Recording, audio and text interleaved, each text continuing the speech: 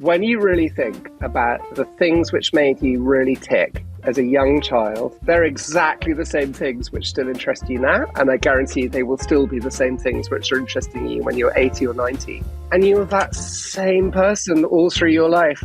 And one of the best things you can do in life, if you want to be a happy person, is to kind of realize what that is and then embrace it and enjoy it. Welcome to Talk Shop. I'm Ariel Okin, a New York-based interior designer, writer, and editor, looking to bring a little bit of magic into our homes every day. After years as a writer and editor in the interiors world, I founded my own editorial site, Fenimore Lane, in 2020, and the Talk Shop interview series was born. Each week, I delve into the personal experiences of the top interior designers and tastemakers around the globe. This week, I'm joined by a guest whose prolific work in the architecture and interiors worlds is quite literally historic. Ben Pentreath is an English architectural and interior designer whose firm has become known for its brilliant master planning and urban development, along with incredibly detailed and beautiful private homes and playful interiors all over the world. As Ben says, we love designing places that work beautifully for the long term and feel right for the place. Ben's background is in art history, which he studied at the University of Edinburgh before attending the Prince of Wales Institute of Architecture. He worked for 5 years in New York at Fairfax and Sammons, and then with the Princess Foundation before starting his own practice in 2004.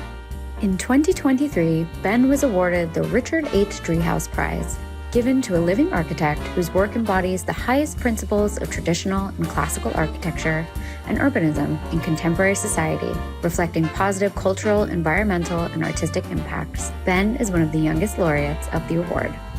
Along the way, Ben has also established himself as an author, with regular contributions to the Financial Times and other journals, as well as 3 fantastic books which I adore. His most recent book, An English Vision, a monograph of the work of his practice, is now available. So please join me as we welcome Ben to the podcast. Ben, welcome to the podcast. I'm so excited to have you on. Thank you very much. It's great to be here. Well, to kick off the conversation, we ask everyone who comes on, can you describe your style in 3 words or less? No, I can't. I love that you said no because you're the first person and I've been waiting for someone to say no. I hate having to sum up the world in 3 words. You know what I mean? Yeah. How many words are in my book? 30,000. So that would be a good starting point. Quite hefty. It's right next to me, actually. Am I allowed not to give you a 3-word answer? I did give you a 3-word absolutely. answer. I was like, no, I can't. So that's good. Great. I'm glad to be the first. It's funny. I was talking to Sarah about how much I love your book, and I was saying it's so authentic. Like, it's so authentically written. And I love that you just gave that answer. And for those who may not know, walk listeners through a little bit about yourself, where you are at this point in your life right now. I can indeed, yeah. So I am indeed an architectural and interior designer based in London, England. We work all over the UK. We do a lot of projects actually all over the world now. We're doing quite a few projects in Europe and some lovely houses in Australia and New Zealand. And I'm working for an old client of mine in Ojai, California at the moment, on and off. So that's fun. And we're a little bit unusual compared to a lot of designers because, as you'll have seen in the book, we do a lot of, the more conventional things, which is basically doing up people's houses. And you might be designing a new house, you might be working on a beautiful old house and restoring it or extending it and making alterations. And obviously there are lots of architects, architectural designers who work in interior design, and there are lots of interior designers who get involved in architecture. And I think that's actually a really wonderful mix. And I'm always a bit suspicious of architects who don't want to kind of get involved in interiors because, let's face it, that's how we all live. You live in rooms and spaces and buildings. They're not really a pure object. They're not a sculpture. They're a place for people to live in. But I think what makes us a little bit different is that we also do a lot of urban design and master planning and town planning, which you'll have seen 1 or 2 examples of in the book. Yes, which is so cool to read about.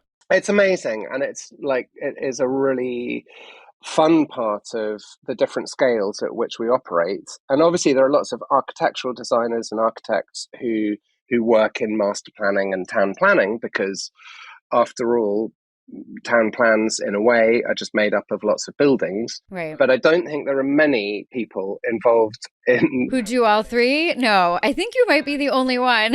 yeah, exactly. So I think I probably said it somewhere in the introduction of the book. I do have some pretty strange days. I mean, I had a day today where I was in the office, in the studio. This morning I was looking at detailed layouts for our big new town that we're building, which I write about in the book, up in Scotland, in the Highlands of Scotland, near Inverness. And I was sitting with the clients and one of the house builders, and we were going through kind of quite major strategic stuff on the street network and all of that stuff, landscape design and everything, big picture things. And then I literally walked out of that meeting, and then I was sitting with one of the interior design leaders in the studio, going through really detailed questions about furniture and rugs and lamps and lighting for a couple of houses that we're working on. That's wild. I actually love that change of scale and that change of pace. It's one of the things which I find very, I don't know, like exciting about life, because every day is a little bit different. Yeah. I mean, it takes a certain type of brain and person. It's so incredibly hard to zoom in and out like that. So you have to be able to to be able to go from town planning and urban planning to what's the trim going to be on the sofa is hard. It's hard in a way. And then in another sort of way, it's actually kind of, in a weird sort of way, it's all part of the same big conversation. And one of the things which has struck me is that as I've been, doing a few events and speaking a little bit about the book, and actually when I post on our Instagram page, on our social media, it's fascinating that, I mean, obviously, if I put up a photograph of a nice kitchen or something like that, you get a really nice reaction. Everyone's like, "Oh, please, can you tell me this? Can you tell me the paint color? Where did you get the light fitting?" It's like, whatever. All of good. Course. But actually, I find that some of the biggest engagement that we get, by which I mean people commenting or really intrigued or wanting to discover more, is when I post a little bit about these bigger picture projects. And of course, that's because everybody listening to your podcast or reading your blog, everybody is a visual person. They're in it because they're interested in their surroundings, really. That's what we do as interior designers, or that's what we do as architects. We're actually into creating beautiful, workable, practical, civilized surroundings. And in my head, there's absolutely no difference really between doing that for somebody's living room and doing it for a town or for a city. It's all part of the same huge, big conversation. It feels as if in the world that we live in, it feels as if, when one's getting into large scale planning, master planning, it all feels very complex and complicated. And it's true, you've got to get a lot of, there's lots of planning in England. There's probably more so than in America, in the United States, but there's a massive amount of sort of bureaucracy and approvals and all the rest of it that you have to go through. Whereas if you're just choosing somebody's living room, you've got one person to persuade, or maybe two. And sometimes there's a lot of red tape there too. Yeah, there's a bit of red tape. Let's face it, there can be a lot of red tape. But one of the things which I draw real inspiration from is that if you go back into the 16th or the 17th or the 18th or even into the 19th century, architects and designers didn't make any distinction about these things at all. So if we take a great 18th century architect, I'm sure a lot of your listeners will have heard of Robert Adam, for instance. He was one of the great late 18th century English designers, and he designed very famous country houses, and he did designs for incredible city and urban planning. He was very involved in the beautiful new town of Edinburgh in Scotland, the capital city of Scotland, which sort of went through this massive expansion in the late 18th century. And he designed some of the most beautiful streets and squares around that, Charlotte Square. And he was also designing sofas and upholstery and silver vases and vessels for people's dining rooms. And he was designing picture frames, and he was designing doorknobs. He was, and plaster ceilings and light fittings and everything. I mean, it's really a continuation of history. I think so much of your work, and I Yeah. love that you said authentic because as I'm reading, I'm about halfway through your book right now, and it's so fantastic to read. And one of the things that keeps hitting me is the way you write so authentically, too. Thank you. That's very kind. No, I mean it. There's no pretense in it. And you can just see that there's like an authentic love for what you do and an appreciation that you're not jaded by the fact that you get to do these things. You really have a sense of awe about it, which I love.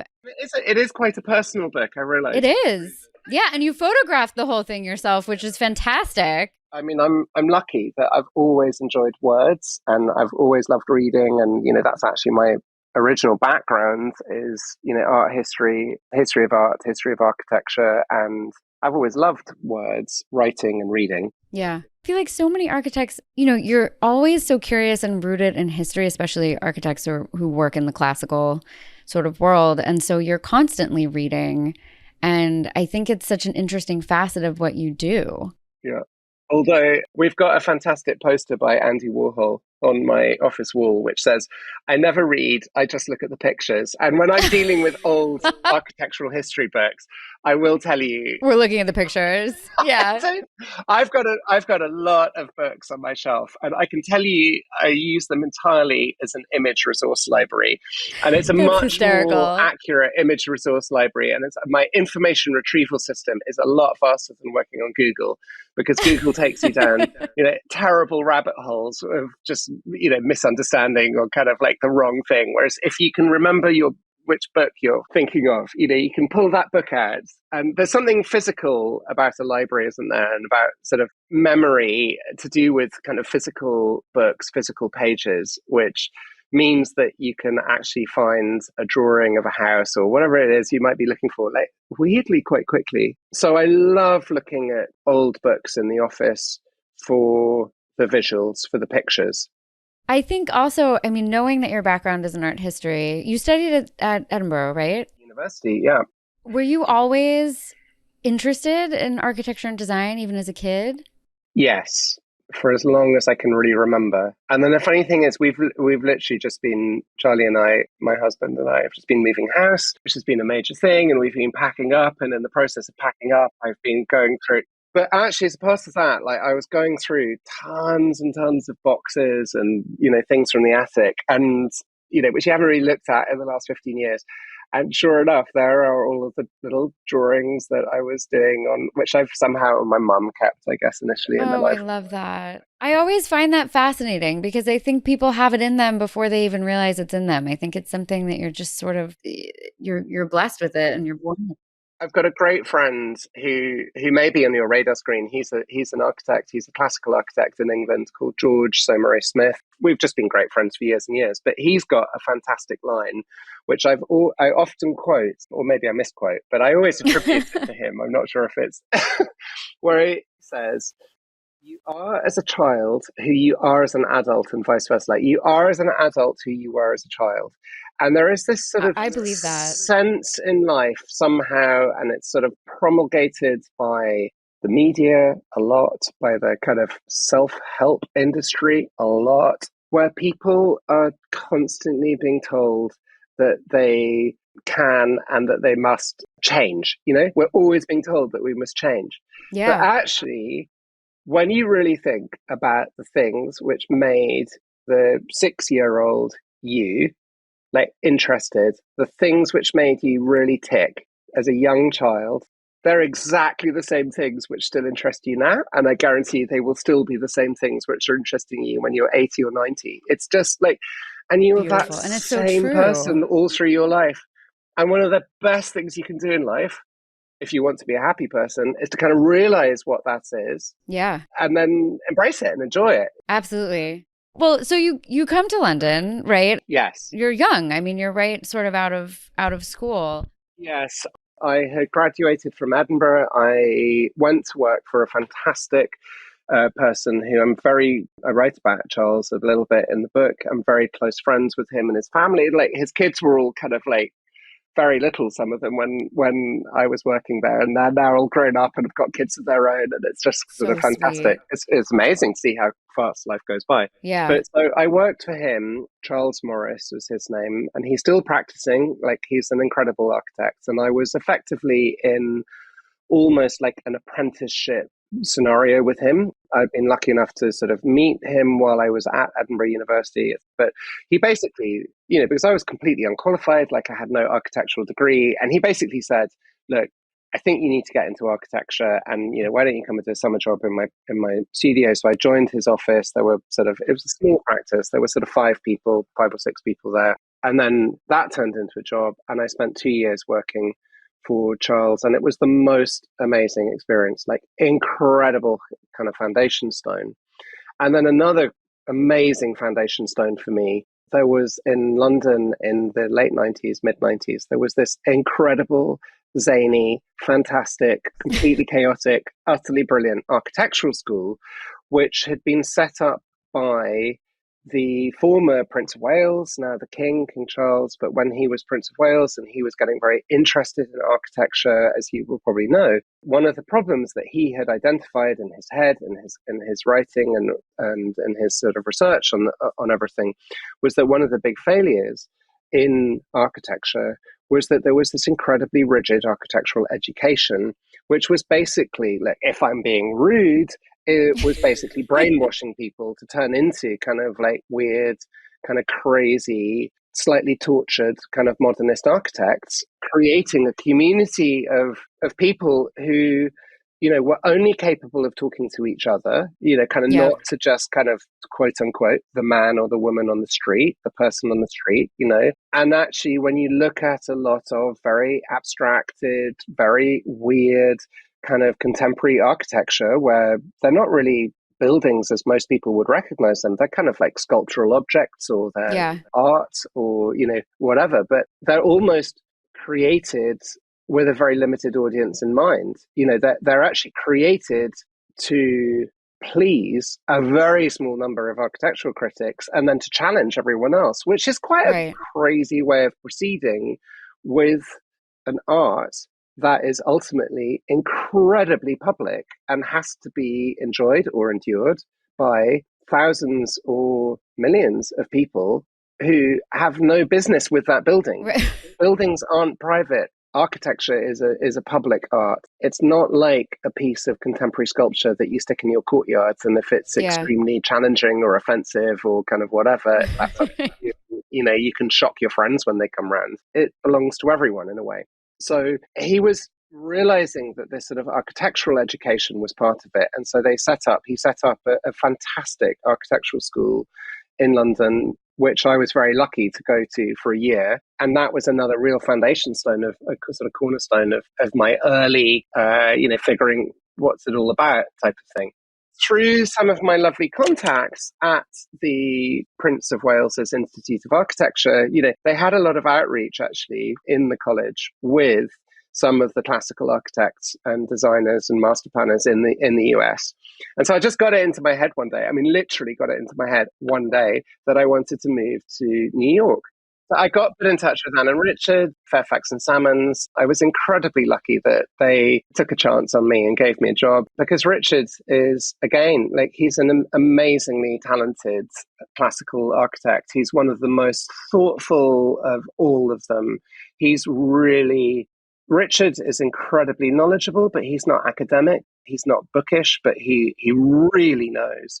But he had also worked out his sort of own architectural classicism, almost from first principles.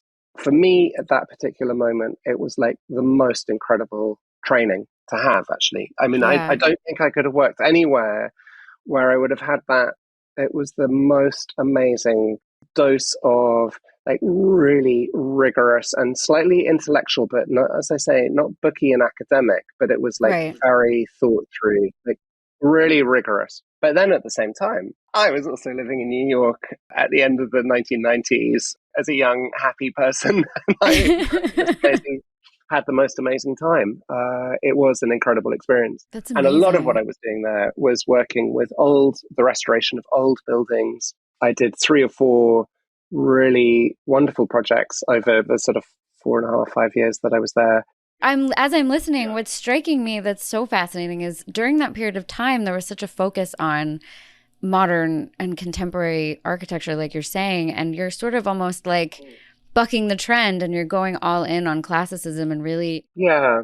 I think for me, I actually love modern architecture. And I think one of the things which is very interesting is that in England, maybe less so in America, but in the UK in the sort of 80s and 70s, 80s, 90s, there was this real sort of almost like a style war between modernism and classicism and traditional architecture. Yes. I think where we are standing now, and design, actually, it's war is too strong a word in interiors. Like no, but you know what? It's funny because Gil and also Peter, when they were on the show, it's all the same time that they sort of started, and they were really interested in classicism, and it wasn't like the cool thing to do at the time. And I think that's so fascinating. Exactly. And as I'm reading the book too, I mean, I think there's these basic premises that speak to why you choose to take on new projects as well. You believe in these core tenets of architecture and the type of architecture that you practice, and then you sort of take it in different directions depending on what the unique challenges are when working on those specific projects, whether it's residential or town planning. And it's very interesting. And especially because you do so many different facets. Yeah, exactly. Is there anything that's your favorite element of it? I think that there is something about the scale of the urban design projects that, I don't know, it feels very emotionally satisfying at the end of the day. Yeah. It's very easy to say, oh, yes, certain things are more valuable than other things. And actually, It's not true. Like, actually, to be entirely honest, it can be as creatively satisfying or more creatively satisfying pulling together like a beautiful interior for somebody than kind of. Yeah, you establish these close relationships with clients, and then, there's something very personal about interior work. Exactly. But it's also what's nice about it is it's actually quite quick in a way. I mean, it can be quick, it can be slow depending on the projects and all the rest of it. And I don't like decorating where it's just laid out on a plate. Here you go. Do you want option A? Do you want option B? Like that, that side of things.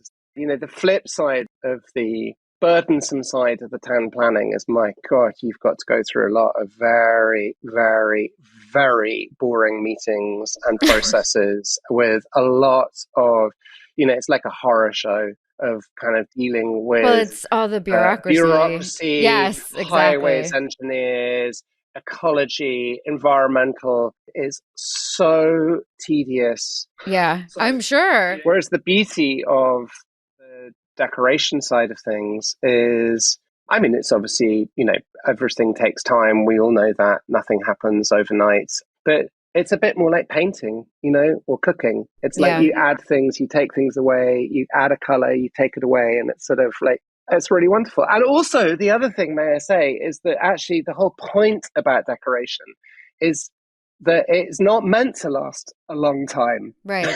Yeah, right? Because you're supposed to live with it. Furniture, you want your frames of your chairs or your sofas to last forever. And you want to design things that are, wherever possible, made with natural materials that when their life has come to an end, they can just be put in the compost heap and biodegrade. And we don't want all of our fabrics to be made of kind of like hideous plastic foams and rubbers and all of this stuff, right? So that there is a natural cycle, but there's a beauty about, so there's that whole side of things in our world of decoration where it's to do with, can it be repaired? Will it get better the older it gets? Can you actually source old furniture rather than everything being made new, and so on and so forth? And we've just, Charlie and I have just, as I say, moved house, and we've, endorse it. And it's photographed quite a lot in the book.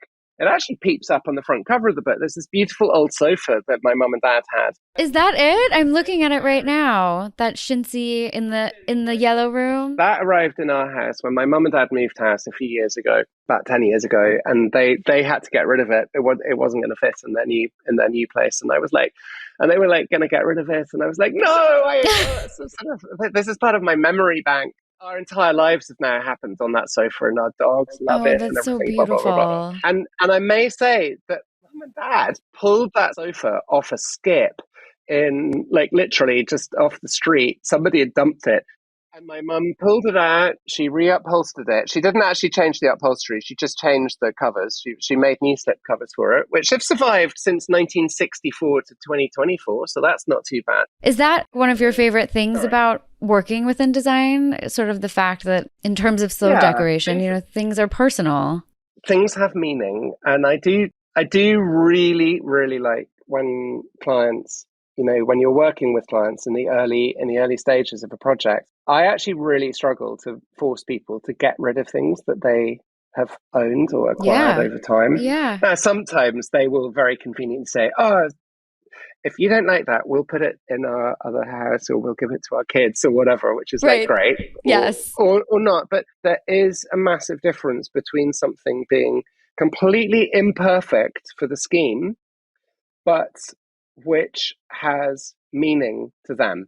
Because, they bought that table when they were on honeymoon in Venice or whatever it might be. It's personal. You know what? It doesn't go, but it's been with them for a long time and it means something. And there's something very different to then just assembling everything in one go. I actually struggle when, it's a weird thing. I'm sure you find this, I find this, it happens, it's life in our world. But you quite often have a client where maybe they've bought, for instance, what might actually be a second home. And so it's not like they're moving from somewhere into somewhere else and you've got to kind of like really make do with everything that they've got. And look, let's face it, at the end of the day, if they have something which I don't love visually, they are so welcome to it and we will use it every single time, but I just won't take a photo.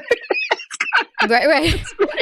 I love that. And if I really don't like something and I think that it's just really not quite right and we need to get something which is quite right for the image, because images do matter in our world, let's face it. I will from time to time. I mean, I do write in the book that I don't do this, but it's not quite true. I will borrow something if it's kind of I loved reading. I was reading that part and I actually laughed out loud because you wrote like some people bring in like all of these different pillows and whatever and they change. And it's true. I mean, people don't really realize that the behind the scenes of photography is so crazy in our industry. It is absolutely mad. It is completely crazy. And it shows. Yeah.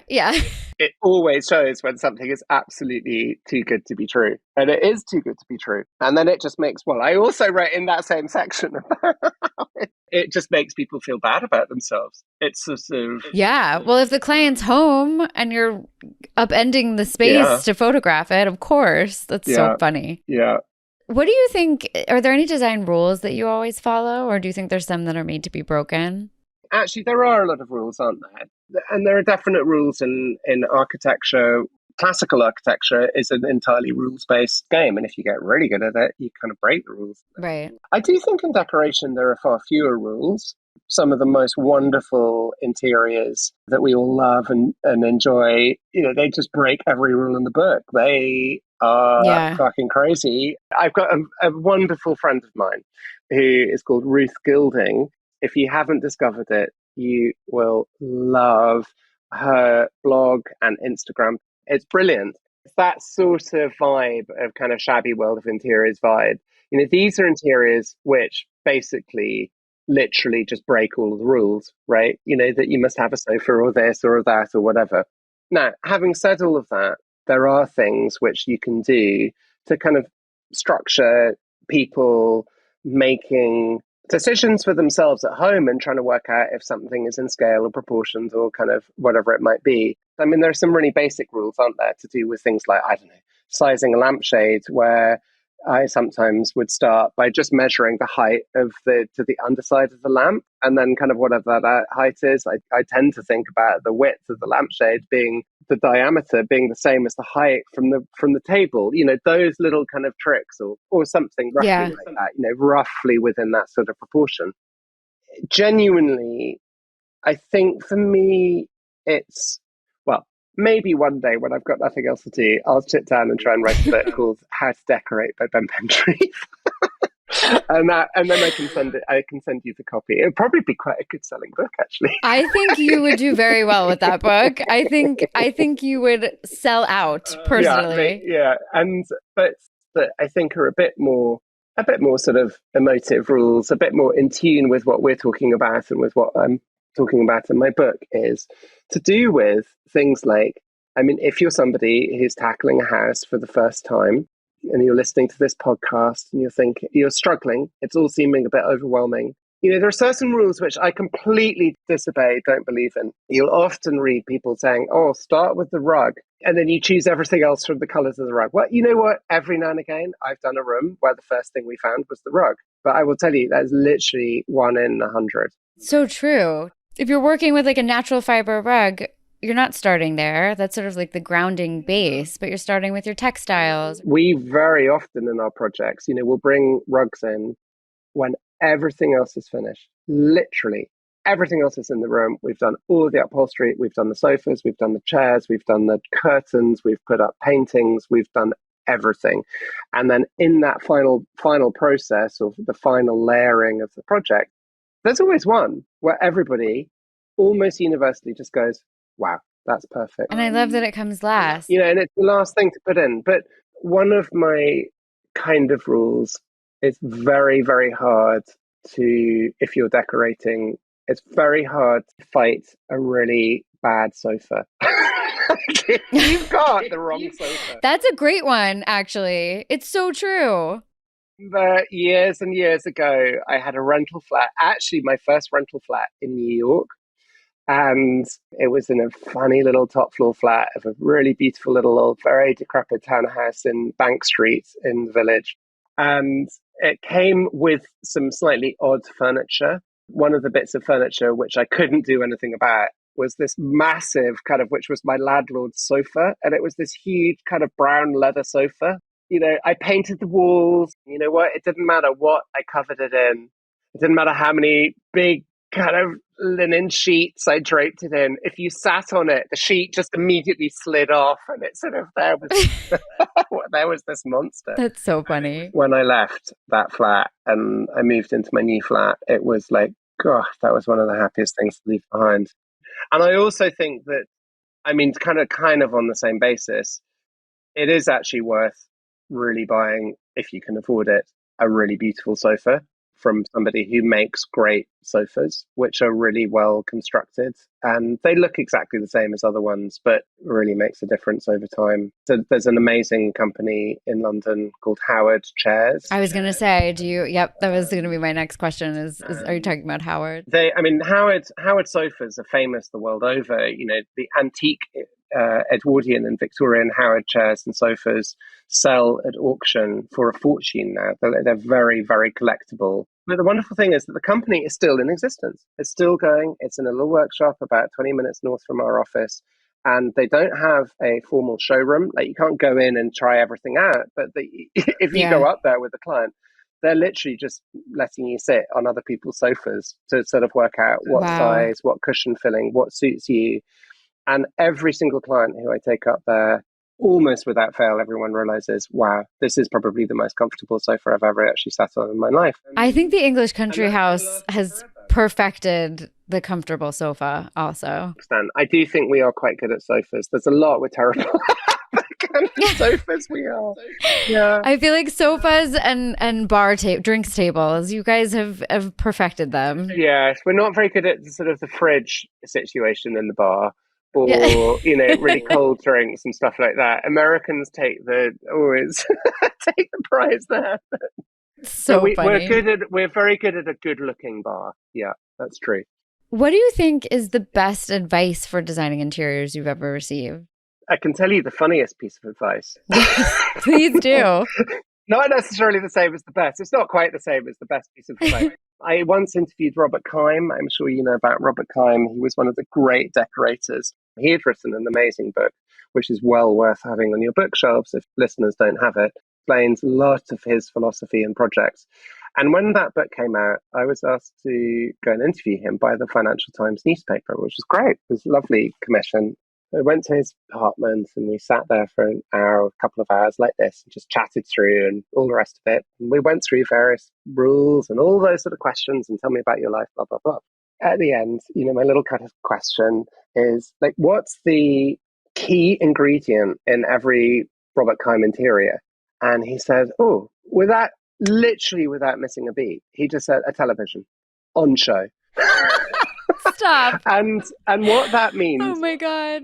for me is actually the most important design advice is have a sense of humor. Yeah. And live in it and enjoy it. And live in it. You're not living in a museum. This is a place for you to live in. Oh God, I love that. That's hysterical. Literally the master of English interiors. It was just such a great line, and I was just like burst out laughing, and so did he. And he was like, "It's true. I love watching telly, and I hate having to kind of like open up a kind of door or kind of like lift up a skirt or kind of move a curtain or pull something out of a cupboard." He said, "I just want it on the table and I want to turn it on and watch it." Oh my God. I love it. First of all, I love the honesty, and it's true. So what actually that leads to is kind of like, don't hobble yourself into something that isn't comfortable. Like, it's your home. You're not designing a place for the benefit of other people. I mean, obviously, one of the reasons why you design your home or decorate your home or whatever is that it does look nice, and that if you've got your friends over or whatever, it feels coherent, and it's a nice place to be or a nice place to have people to stay, and that's all great. But actually, at a fundamental level, that whole thing of like comfort and enjoyment, and it's for you, and it's not really for anyone else. Not really. Yeah. I think that's really important, and it's not always something that comes through in design books and design manuals and stuff like that. One personal question that we like to ask towards the end: what do you think your home says about you? That's such a tricky question, because obviously, in a weird way, our flat in London and our old house in Dorset and our new house in the north in Orkney, they've all got a different vibe, and it's partly subconscious and it's partly self-conscious, that difference. But if we just focus on, the beautiful house, which we've just moved into, which, by the way, I always recommend to people, if at all possible, hot water, if you can have a nice hot bath, nice hot shower, if you've got electricity, if the roof doesn't leak, literally just move in. Maybe in our case, we took out the old carpets and we've just got floorboards now and rugs. You might need to do things like that because you don't really want to just kind of live with someone else's kind of 50-year-old carpets. But if you just move in, no one is going to walk in there and go, "Oh my God, I really hate the kitchen you just picked," because it's obviously not your kitchen, right? Yeah. And you can collect it over time too. Yeah, it's the best single way of beginning to understand what a house is about. Now, I feel that every building has its own energy always, even weirdly, quite modern buildings, actually, like straight out of the block, modern buildings have got an energy. That energy of the building is going to combine with the energy of the clients, and if we're involved in some way or another, we're part of the discussion as well. And all of those ingredients come together in different ways. But the house in Scotland that we've just bought, I mean, I don't know what exactly it says about us. It probably says that Charlie and I are completely crazy because we have moved to one of the most remote places you could possibly pick. Oh my God, that sounds so relaxing, though. You have to get flights and a ferry or 2 ferries and a flight to get there. It is not easy. I'm going to have to completely restructure the way that I normally work, because I would normally kind of work in London all week, and then on a Thursday night or a Friday, I would head down to our house in Dorset on the train, and then I would spend all weekend kind of like down there, and then I would head back up to London on Sunday night or Monday, and so it goes on. And now there is going to be a very different rhythm to my life, because I can't spend a day traveling on a Friday and then another day traveling on a Monday. I'll get absolutely mad and get exhausted and hate airports. So I'm going to do a week off and I'm going to do a week down, sort of thing. It's going to be beautiful. But it is the most beautiful house. And I think that, I mean, to be honest, it's one of those ones where it really does speak about Charlie and I and what we're into. It's got this incredible landscape. It's set in the most beautiful landscape. It's quite astonishing. I can't tell you, the connection to the sea and to nature and is intense. It's an environment where the weather will be intense as well. Then Charlie is the most amazing gardener, like incredible. And we've got a 10-acre walled garden with this beautiful tall stone wall. And then in the middle of it is this perfect, slightly austere, slightly plain, perfect house. It's just perfect for us. I can't even tell you amazing. How lucky we were. And it was one of those things where, and everyone was like, "How did you find it?" And it was like, this won't mean quite so much to you, but it's called Rightmove, and it's just like the website in the UK which all property is sold on.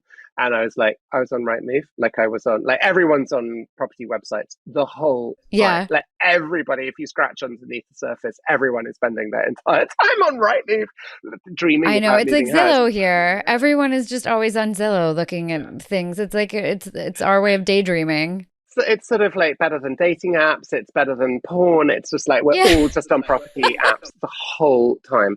But It's we the best were way to actually daydream. seriously house hunting. Like we were really seriously house hunting. We had spent 3 years looking for. We knew that our time in our beautiful house in Dorset was gently coming to an end. There was no actual time pressure, but it was happening, and that's another whole story, and it would have to be another podcast. But so, and then literally from one tiny little image, I saw that house on a little kind of thumbnail photo, and I was like, okay. And it had just gone on the market because I was obviously on Rightmove every kind of 12 hours. You were on What was right move happening at on the the right market that day. time and you got it. Later, we had bought that house. It was just that quick. We went up. We got there we got there on a Friday. We walked in. We were like, this is completely perfect. It's literally the house we've been waiting for the last 4 years. It was being sold by Oh, the that's so most wonderful special. 90-year-old woman. And the estate agent had said to us, just remember, you're not going for a house viewing, you're going for a job interview. She's not going to sell it to everyone. Oh my God, I love We were the that. first people to go and look at it. We loved her. We loved the house. She obviously decided that she liked us enough to sell it to us. That was on a Saturday. On the following Monday, we'd made an offer, and on the Tuesday, the offer was accepted. And in Scotland, when you've done that, that's that. You've bought it. It's really simple. It was crazy. Wow. I believe in kismet with homes. I think what's meant, Yeah, I really believe with real estate, like what's meant to be will be. yeah, And I couldn't agree more. Yeah, there's an element of fate because there just is somehow. I don't know what it is. It's yeah, the spirit of our lives. Yeah. yeah. Well, that's a beautiful way to end. I love that so It's much. probably a good I ending love point, isn't it? that. I'm going to do our take 10 at the end, which are we have these 10 rapid fire questions that have absolutely nothing to do with Say design no that all we the ask time, everyone. Ariel. So, what is your favorite hotel? That I can answer for you. It's very hard to get to. It's fantastic. It's the Hotel Bellevue des Alpes in the Swiss Alps in Switzerland. Oh, And it's an gorgeous. absolutely iconic old 19th century hotel, still owned by the family who built it. And every year we go on a little ski trip with friends, and every year the friends invite more friends, and That's so it's turning fun. into a bit like one day we'll just kind of book out the whole hotel, I think, for a week. It'll be You horrific. should. That would be so fun. If one's just looking for design hotels, like just a pure and simple design hotel, I don't know if you've ever stayed at Hem in It's so Stockholm. high on my list. The only thing I would urge people to be cautious of when you go there is just be sure that you can afford to stay there because I know it's absurd, and it's also impossible to get a reservation too. But it's very high on my list of places I want to go. Favorite city, which I don't know if you're gonna like that one either. I mean, yeah, there are lots and lots of beautiful cities. I love Siena. Maybe Kirkwall in Orkney, which is a tiny, small little town, really, but it's got a cathedral, so it's a city, will become my new favourite city. But actually, I love London. I absolutely love London. I love living in London. I love being back here. But I love New York may still. I'm very successfully giving you multiple answers to a single quickfire Yes, question, I and love you're it. letting me. Well, also, it's unfair to ask a city planner what their favorite city is. Let's face it, Edinburgh. Oh my God. I don't even know where to start. Yes. Exactly. Yeah. Favorite design book. Yes, that's easy. Okay. So it's Gibbs's Book of Architecture, written by James Gibbs, who was an English classical architect in the 1720s. Still in print, easy to buy a copy secondhand, or Amazing. I think there are newly printed copies. And he was a fantastic classical architect, and it was his very practical guide to how to do classical architecture. And the really beautiful thing about it is it was designed to be used by people who didn't know how to read. Um, because it was designed for builders and carpenters and craftsmen in early 18th century England how to do classical design. And very few of those people had been taught how to read. And it's an incredibly visual book, and it is still the single clearest book on how to draw and design classical moldings, proportions, columns, you name it.